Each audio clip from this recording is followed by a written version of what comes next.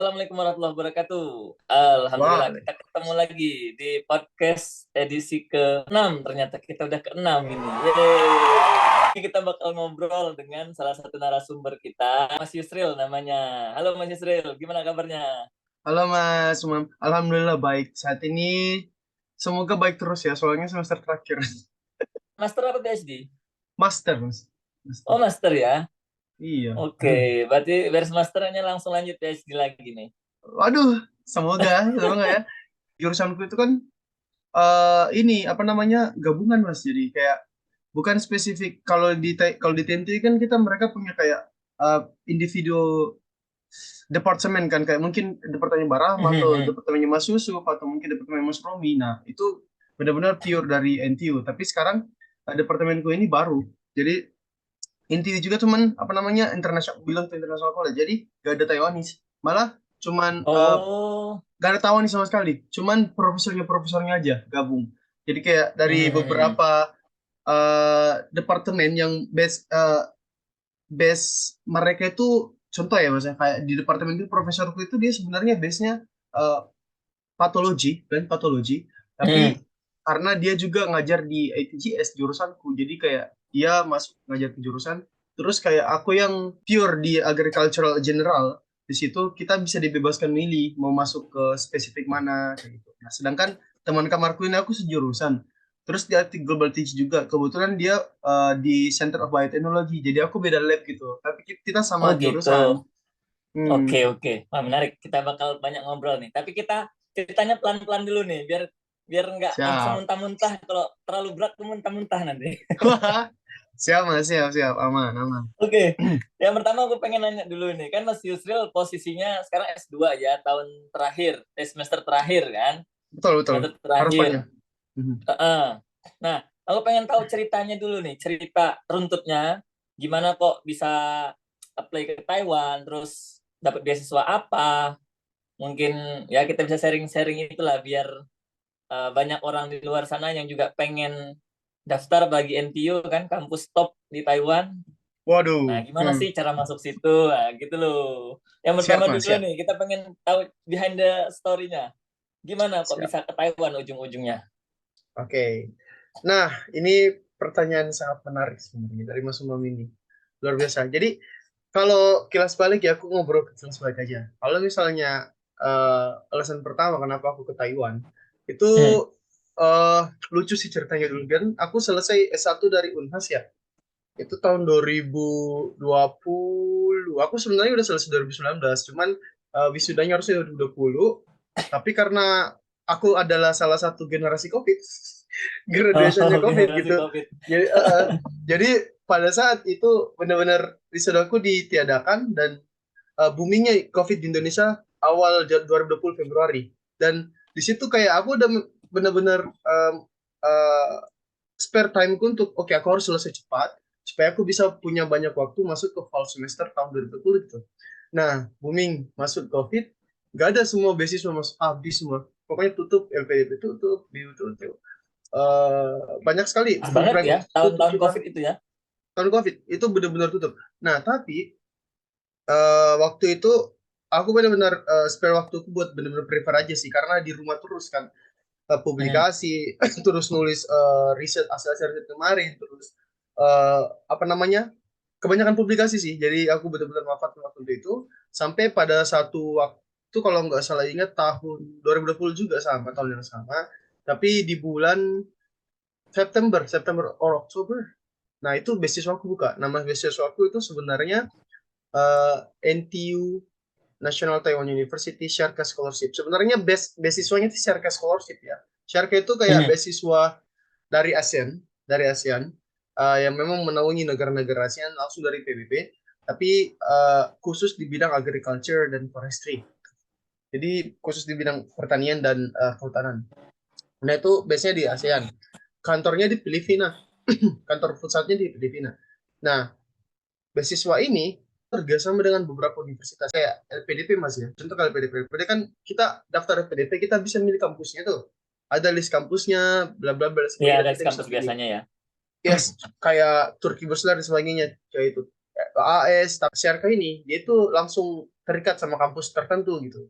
Nah, waktu itu yang buka ada Sejong University Korea sama Syarka juga, terus ada Tokyo Nodai di Jepang sama Mhm. Syarka, terus NTU Taiwan sama Syarka, eh, di Kaset University Thailand, UPM Malaysia, terus di Indonesia ada 3 malah, ada UGM, IPB Oh, ada sama juga pilihan Brawijaya. Indonesia ya.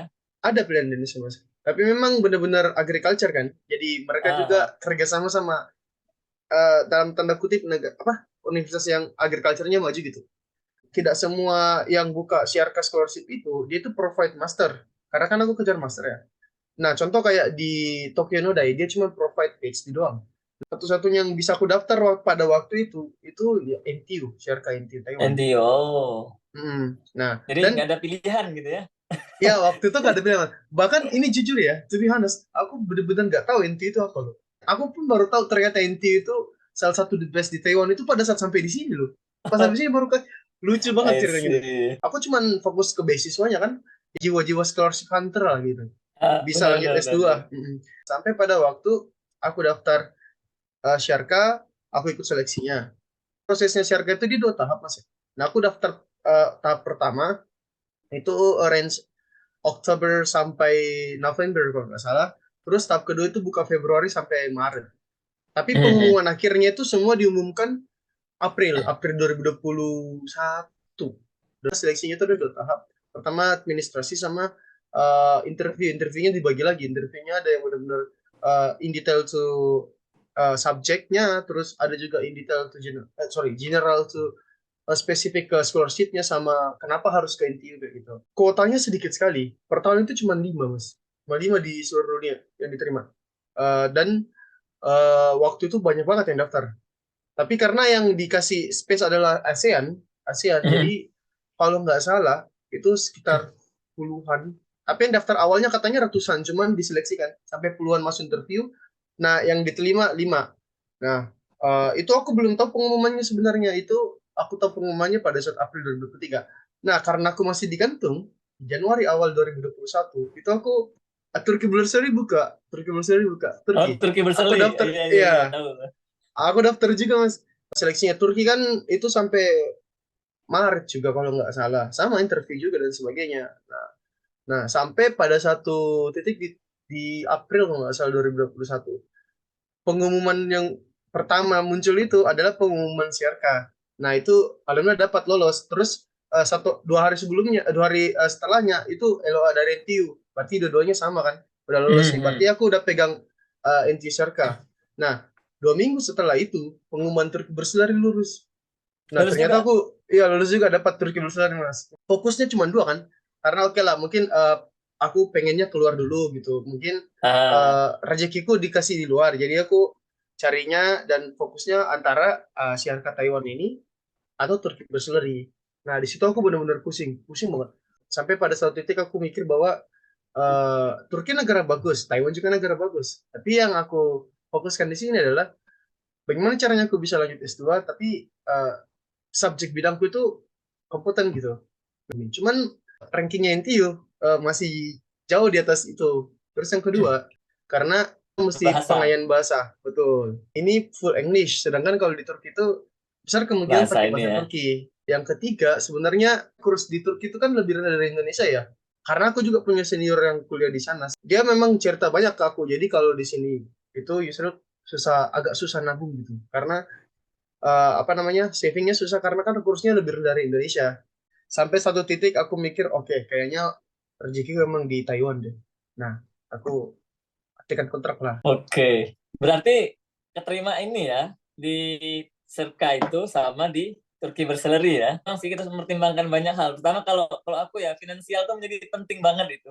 Selain yang Betul, Mas. tadi-tadi gitu ya. Beasiswa, Betul, berapa sih besaran beasiswanya itu penting banget itu. betul. Serka itu aku pernah dengar nama beasiswanya itu memang kompetitif banget itu.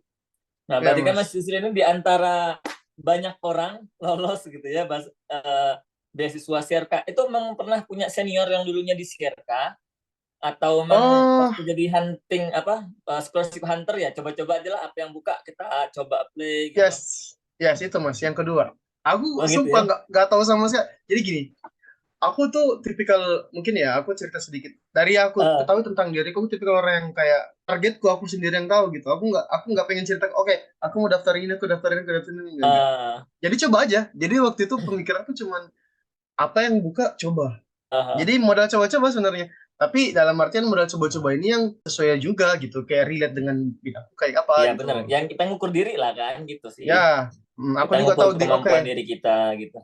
Terus udah keterima di CRK segala macam. Itu kan pas tahun COVID. Tantangannya gimana Betul. sih? Apalagi mau berangkat ke luar negeri. Yang pertama itu orang tua, Mas. Itu ya tau lah, Ah, karena aku kan bener-bener fresh banget baru selesai satu, langsung mau S2. Dan pemikiran orang tua itu ke luar negeri, kenapa sih harus ke luar iya negeri? iya. Ya di sisi satu ini didukung juga sih, cuman kenapa sih harus keluar? Yes, it's true, Apalagi true. ya ditambah sekarang itu COVID. Waktu itu COVID ya.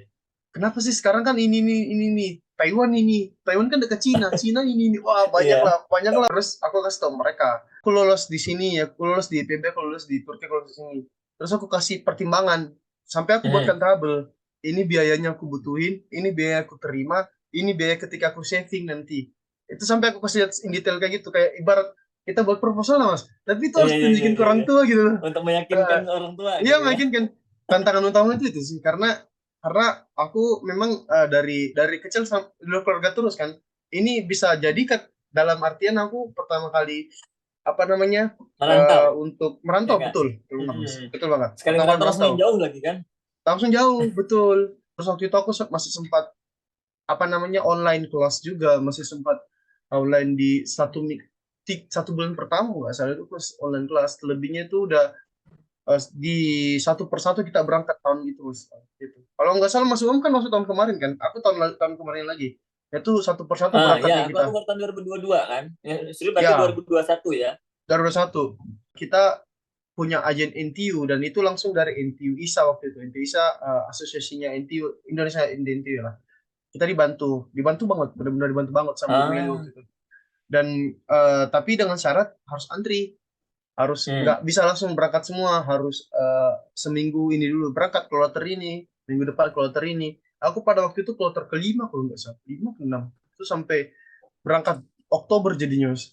Jadi ya tantangannya itu juga sih karena COVID. Orang Karantinanya tua sih. berapa lama waktu itu ya? Awal itu karantinanya. Wah, aku dulu itu Mas sampai bener-bener, Ah, waduh bosan banget. 14 hari plus satu minggu. tapi ditanggung, ditanggung sama pemerintah kan? Nah, ini pertanyaannya bagus sekali. Ini waktu itu sebenarnya kloter satu, 2, 3 dapat, Mas. Kloter 4, 5, aku nggak tahu peraturannya waktu itu. Tiba-tiba ditiadakan. Tuh, Waduh. pemerintah. Oh, itu kacau sekali sih. Kacau banget. Tapi waktu itu aku dibantu sama scholarship. Sama NTU. Ah, Jadi yang bantu ah, aku itu NTU sama scholarship. Walau nggak full sih. Nggak full. Karena 14 hari itu di ya kayak di benar-benar dikurung di tempatnya, di karantina di di hotel tempat gitu yang kan, hotel karantina. belum, Mas, hotel belum. 14 Oh hari itu belum belum ya? di hotel. 14 hari itu masih di, kemarin aku di military base-nya Taoyuan. Nah, satu minggunya baru dipindahkan ke Taipei dan itu di hotel. Nah, itu menurutku agak sedikit luang, udah agak sedikit luang aku karena udah bisa belanja keluar tapi belum bisa masuk kampus. Terus menurut Mas Yusril, biasa CRK ini dibandingkan, kita nggak usah nyebutin nominalnya, atau kalau nyebutin nominalnya juga nggak apa-apa sih. Dibandingkan dengan beasiswa lainnya yang ada di NTU, ini Nah, kayaknya yang lumayan hype gitu ya. dibilang kompetitif, yes, karena kemarin tiap tahun cuma 5 ternyata. Terus dibilang hitung-hitungan nominal. Sebenarnya aku bandingkan karena aku punya teman LPDP ya. Ya 11-12 sih sebenarnya. Cuman Oh yang gitu. kalau dari kebutuhan ini, kalau dari kebutuhan sehari-hari mungkin 11-12. Cuman masalahnya Mas, yang bikin mahal ini beasiswa Syarka karena tuition fee-nya semester itu sekitar 188.000 NTD. Kalau hitung-hitungannya banyak jatuhnya ke situ. Tapi kalau aku hitung apa namanya kayak mungkin stipendnya dan sebagainya, Hmm. 11-12 tanggal PDP. Berarti modelnya kan kita dikasih beasiswa sekian, ya nggak? Betul, Kemudian nanti betul. beasiswa itu kita yang bagi sendiri untuk tuition fee kan gitu kan? Betul, betul Mas, betul. Ah, Kita dikasih duit sebanyak itu memang dispernya buat tuition fee. Karena kalau enggak ya nggak bisa lanjut gitu.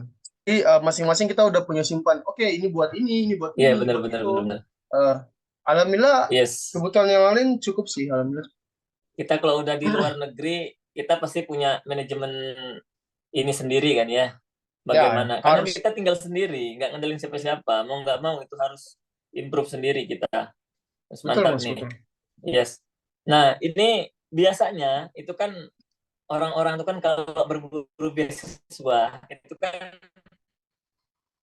pertanyaan paling klasik ya. Aku kadang malas banget ketika ada yang suka nanya gini. Kak, gimana sih cara dapetin beasiswa? Kemudian prosesnya Waduh, ditanyain kan gitu harusnya ya. Nah, ya. sepengalamannya Mas Yusril nih, challengingnya ketika menjadi seorang scholarship hunter, ini strategi yang disiapin apa nih?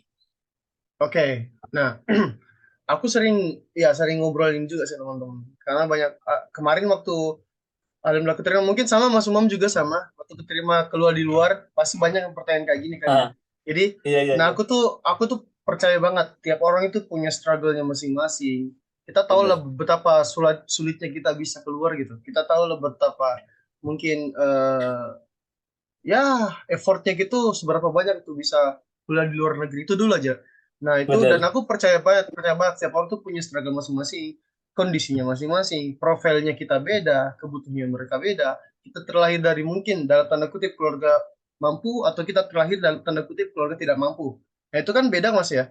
Nah kita butuh scholarship atau kita nggak butuh scholarship. Hmm. Nah yang aku sering ngomongin ke teman-teman khususnya, mungkin kemarin juga ada sharing session aku juga ngomong hal yang sama.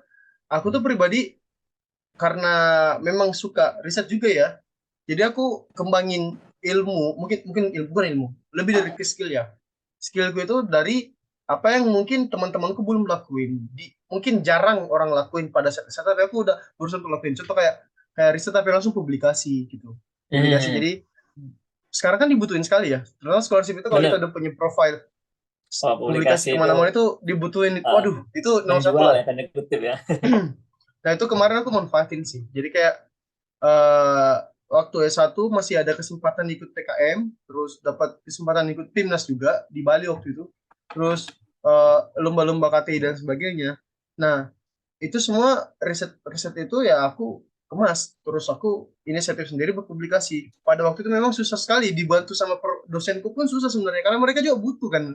Dosen-dosen itu Yes. butuh publikasi. Iya, Nah, sekarang aku bener-bener. mikir bagaimana caranya kenapa bukan aku juga gitu? Kenapa bukan mahasiswa yang melakukan hal itu? Dan itu aku berusaha sendiri, walau aku nggak dapat informasi apa apa, belajar sendiri. Dan sampai momen di mana COVID datang dan itu benar di rumah terus dan itu aku maksimalin dari profilku aku naikin dari publikasi. Bisa dapat beberapa publikasi sebelum aku apply scholarship. Nah, pada saat aku wawancara, benar yang ditanyain itu semua terkait publikasiku, risetku terkait apa, ini ku apa. Nah, nanti kedepannya kayak gimana? Apa namanya kita kan punya motivation letter mas kan? Kalau kita apply kan, kita punya proposal riset. Itu ditanyain semua, jadi aku jelasin ya. Sesuai dengan ya, aku pernah ini, aku targetnya ini, semoga bisa dapat ini, bla bla bla, targetnya Bener, bisa bener, dapat ini. bener.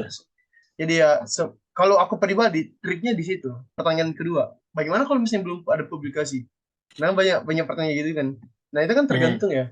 Setiap orang punya, menurutku punya punya kelebihan dan mungkin value-nya masing-masing lah. Ada orang yang mungkin aktif di organisasi, ada orang yang aktif di dalam tanda kutip mungkin pengabdian gitu, sosial. Tapi ada orang yang benar-benar aktif di akademik. Nah, kalau aku pribadi ya aku pada waktu itu karena punya publikasi jadi aku menjual itu. Nah, temanku juga ada, dia lulus LPDP tapi dia mantan ketua BEM gitu.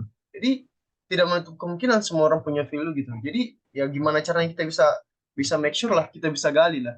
Nah, kalau Yes. triknya, tipsnya ya gimana caranya kita memanfaatkan peluang dan benar-benar pintar menjual diri gitu. Dalam artian menjual diri kita kemas personal brandingnya kita kayak gimana gitu di Yes, depan yes. Bener, scholarship bener. reviewer atau mungkin siapapun itu. That's the reason why personal branding itu very very important, penting sekali itu. Sejauh ya yang suka aku amatin gitu ya, rata-rata teman-teman ini nggak semua sih memang, tapi hampir sebagian besar gitu ya. Orang-orang yang bisa kuliah lanjut ke luar negeri itu pasti punya personal branding yang kuat. Kemudian ya ketika zaman kuliahnya S1 atau S2-nya atau mungkin aktivitas sehari-harinya bukan seperti orang-orang pada umumnya yang kebanyakan gitu loh. Memang orang-orang yang beyond apa namanya? Ya extraordinary lah gitu ya. Rata-rata gitu. Nggak mungkin mereka cuman sekedar kuliah Ya, datang pulang itu ada tapi nggak banyak gitu ya. hmm. Rata-rata emang orang-orang yang udah teruji gitu ya, kayak Mas Yusril contohnya gitu Aduh, kan. mungkin bagian dari ini Mas, bagian dari proses ya. Aku harus bilang bagian dari proses. Ya, prosesnya orang beda-beda. Mungkin ada Yes. yang ini, ada yang ini. Alhamdulillah aku punya pembimbing S1 kemarin itu sangat benar-benar support aku untuk ikut lomba. Jadi itu benar-benar aku kembangin. Awalnya orang tua itu nggak setuju. Kenapa kamu harus ke Bali? Kenapa harus ke Undip waktu itu? Kenapa harus Iya, ke iya, iya. apa namanya ke Lombok waktu itu? Kenapa harus ke sini? Nah, Justru itu pengalamannya karena banyak jadinya ya. ya sempat Proses ada hal seperti itu. learning prosesinya juga banyak itu. Oke. Jadi Oh. ya ketantang gitu untuk ikut terus, coba terus. Oke, berarti ini aku ini lagi ngobrol sama orang hebat banget ini. Dari zaman Aduh, S1-nya ini track record-nya udah wow gitu ya. aduh, Oke. nggak begitu Mas. Nah, pas Ya. udah di Taiwan sekarang. Udah di Taiwan ini kan semester terakhir ya. Hmm? Udah di Taiwan dengan berbagai perjuangannya tadi itu dapetin beasiswa CRK, kemudian sudah di Taiwan, yang dipikirkan ketika di Indonesia dengan kayak nanti gimana gimana ya, ketika di Taiwan gimana? Menurut Mas Yusril ya, Oh, bagus sekali suasana pertanyaannya Mas. belajarnya atau mungkin Bagus sekali sekali. ekspektasinya sesuai enggak? Atau Thank you. mungkin melebihi ekspektasinya? Thank you banget. Ini pertanyaannya aku suka sekali. Ini sebenarnya, to be honest Mas ya, aku tiap malam pikirin. Mungkin mungkin aku harus cerita juga ke teman-teman yang mungkin nonton podcast ini dalam tanda kutip. Aku sering cerita ini ke teman-temanku. Kalau jujur, kamu nanti kalau ke Indo ngapain gitu? Yes. Wah itu pertanyaan ini sih. Nah, menarik sekali. Jadi gini Mas, aku tuh kan ya Uh, namanya orang-orang semester terakhir pasti udah overthinking kan. Overthinking pasti ada kayak gitu. Nah, yang kedua ya aku benar-benar sangat sangat aku pertimbangkan. Risetku di sini tuh uh, kebetulan aku kerjain riset yang eh, ya kita sama-sama biotech lah. Tapi aku mainnya di tanaman kan. Aku mainnya di tanaman agriculture. Nah, hmm, riset itu sama benar-benar riset yang belum belum pernah ada tanamannya di Indo gitu, as I know. Kalau mungkin hmm. Mas Umam tahu Arabidopsis thaliana, Yes, Scandinavian Arabidopsis. itu belum setahuku belum ada yang ini di Indo. Dan yang kedua, kita orang biotek itu butuh sekali yang namanya sequencing, Mas. Sedangkan di Indo itu belum ada sequencing. Kita kalau di Indo pun mau Iya, sequencing itu harus harus ini, harus apa namanya, harus ngirim keluar gitu. ngirim Ya keluar gimana? dan mahal Ya, sekali. bukan betul bagaimana sampelnya bisa ini gitu. Nah, itu. Jadi kayak ya simple lah fasilitas. Terus mungkin bagaimana cara perkembangan radiologi sedangkan di Indo belum ada. Nah, itu benar-benar aku pusing sih. Jadi kayak continuation dari risetku itu sampai sekarang aku masih mikirin di Indo nanti gimana caranya. Apakah aku harus lanjut S3 eh, dengan tanda kutip mungkin hal-hal yang baru atau mungkin hal yang sama aku jalan atau continuation dari risetku bisa saja. Atau pulang ke Indo dengan tantangan seperti itu. Nah, itu jadi tantangan pribadi sih. Nah, di sisi lain, edukasi, of course. Kalau misalnya aku dikasih kesempatan buat edukasi ke orang teman-teman, ngobrol, aku harusnya kayak gini. Ayo, sekarang kita kita bisa discuss gitu. Nah, tapi kalau misalnya disuruh praktekkan, wah itu di Indo gimana ya? Iya, iya, iya. Ya, masalahnya ya itu. Nah, itu sih. Ya, dari sisi teknologi jauh ya. Maksudnya Jauh banget, jauh Taiwan banget. udah well established lah gitu ya. Wah, jauh banget. Jauh banget. Sama, Makanya, itu kejadian waktu aku selesai S2 gitu, pusing juga. Tapi memang ya. yang bisa menyalurkan itu satu. Kalau kita bisa mengajarkan ke orang lain. Nah, Ya meskipun nggak bisa betul. Gak bisa praktekkan. praktekin ya. Minimal Hmm, kita ada ilmunya bisa ngasih tahu orang. Jadi betul. kalau saran saran aku nih, ayo Mas Susil gabung jadi Ayo, ayo. dosen di kampus mana gitu nanti kita gitu loh. Asal mau merantau aja. Siap, siap, siap. Boleh, boleh, Dan boleh. nanti ketika pulang itu rata-rata ya. idealitas kita itu ketika dengan ilmu kita yang A itu bisa ya bergeser sedikit jadi A excellence lah minimal, atau B lah, nggak usah jauh-jauh dari A gitu ya, jangan sampai jadi Z gitu ya. Betul, betul Jadi banget. ya harus bisa menyesuaikan. Langsung lanjut S3 ada rencana nggak? Aku punya niat, Mas. Cuman Nah, masih tanda tanya lokasinya di mana dan negaranya di mana sama univ-nya di mana. Harapannya sih tetap NTU masih pilihanku. Mau coba advance ilmunya mungkin lebih advance-nya lagi dari yang aku risetku yang aku jalanin saat ini. berarti Taiwan udah jadi kota yang menyenangkan gitu ya. Oh iya dong. Tetap jadi pilihan juga. Salah satu pilihan. Cuman masih Yes. diusahain di luar Taiwan. Jadi buat orang-orang yang masih nanya Taiwan tuh gimana sih? Coba sendiri deh. Kalau kamu udah ke Taiwan itu rasanya nggak mau pergi gitu ya. Wah, itu Karena benar sih. semuanya udah enak banget lah ya. Kalau aku Kamu, merasa Taiwan tuh udah jadi kota kedua, kayak udah jadi negara yes, kedua gitu ya. betul, betul.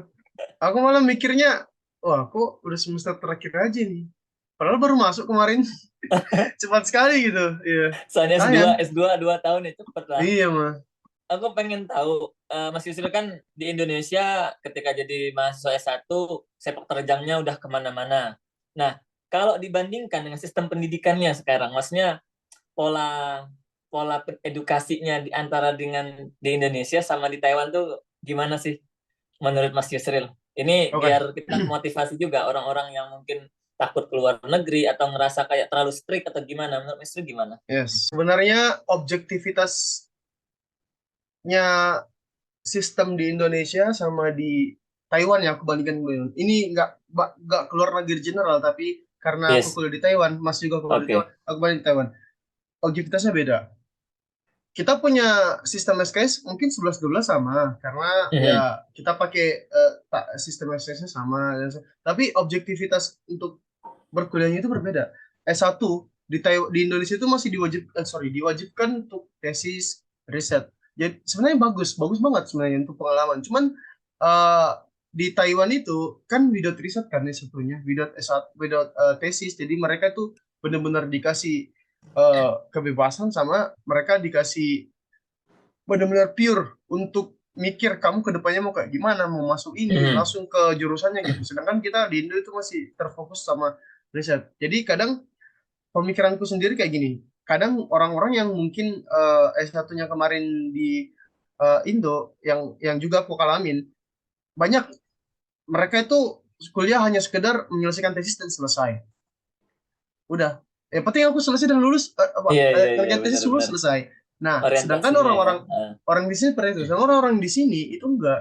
Mereka itu dari satu disuruh ikut magang dan langsung taken kontrak sama mungkin semiconductor Nah, company yang benar langsung kan karena Taiwan terkenal dengan semiconductornya. Terus medical dan sebagainya.